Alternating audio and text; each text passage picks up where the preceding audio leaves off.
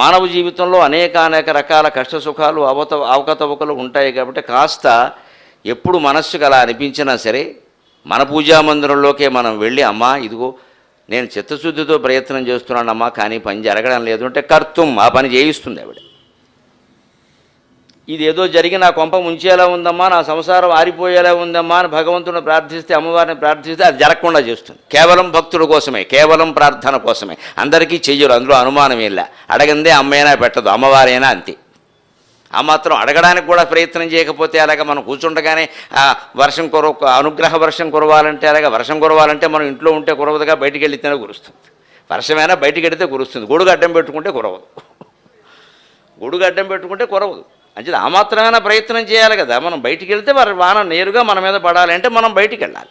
అనుగ్రహ వర్షమైనా అంతే. ఆ మాత్రం నమస్కారం కూడా చేయకుండా, ప్రార్థన కూడా చేయకుండా, ఏదో ఆకో పువ్వు అక్కడ పెట్టుకున్నా ఇంతకంటే ఏమి ఇయ్యలేనమ్మా అని ఒక మాటైనా అనుకుంటే ఎలా కురిసేస్తుంది అనుగ్రహ వర్షం? అలా అయితే లోకం అందరి మీద కురవాలి, ఏ ప్రయత్నం లేకుండా. అది ఆ ప్రయత్నమే ప్రార్థన.